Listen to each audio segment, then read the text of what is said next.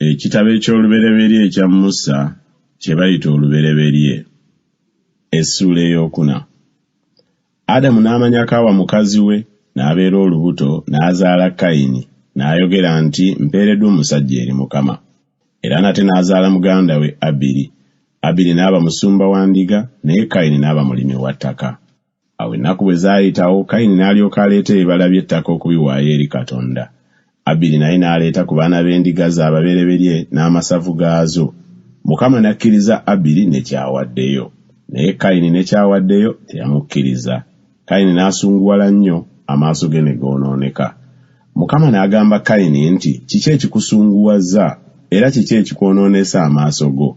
Bw'onookolanga obulungi tokkirizibwenga, bw'otokola bulungi ekibi kituula ku luggi, n'okwegomba kwe kunaabanga eri ggwe, naawe onoomufuganga.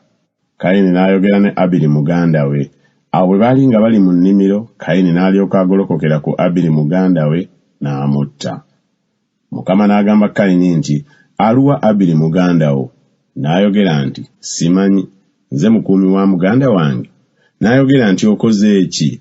Eddoboozi ly'omusaayi gwa muganda wo linkaabirira mu nsi. Kale kaakano okolimiddwa mu nsi, eyasamizza akamwa kaayo okuweebwa omusaayi gwa muganda wo mu mukono gwo. Bw'onoolimanga ensi, okuva kaakano teekuwenga maanyi gaayo. Mu nsi onoobanga momboze era omutambuze. Kayini n'agamba Mukama nti, okubonerezebwa kwange tekuyinzika kugumiikirizibwa. Laba, ongobye leero mu maaso g'ensi, era mu maaso go mwe nneekwekanga, era nnaabanga momboze era omutambuze mu nsi. Awo olulituuka buli alindaba alinzita. Mukama n'amugamba nti, buli alitta Kayini kyaliva awalanwa eggwanga emirundi 7. Mukama n'ateeka ku Kayini akabonero buli amulaba alemenga okumutta. Kayini n'ava mu maaso ga Mukama n'atuula mu nsi ya Enodi mu maaso ga Adeni. Kayini n'amanya mukazi we, n'abeera olubuto, n'azaala Enoka. N'azimba ekibuga, n'akituuma Enoka ng'erinnya ly'omwana we. Ne Enoka n'azaala Iradi. Iradi n'azaala Mekuyayeeri. Mekuyayeeri n'azaala Mesayeri. Mesayeri n'azaala Lameka. Lameka n'awasa abakazi babiri, ow'olubereberye erinnya lye Ada, n'owokubiri erinnya lye Zira. Ada n'azaala Yabali, oyo ye kitaawe w'abo abatuula mu weema nga balunda. N'erinnya lya muganda we Yubali, oyo ye kitaawe w'abo abakuba ennanga n'omulere.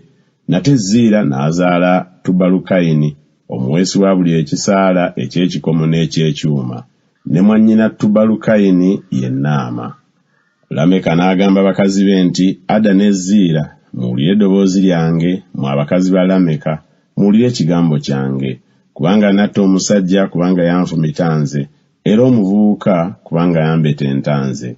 Obanga Kayini aliwalanirwa eggwanga emirundi 7, Lameka aliwalanirwa emirundi 7.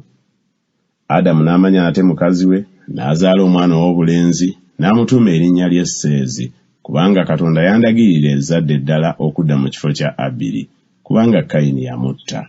Seezi naye n'azaala omwana ow'obulenzi, n'amutuuma erinnya lye Enosi. Mu biro ebyo mwe baasookera okusabanga erinnya lya Mukama.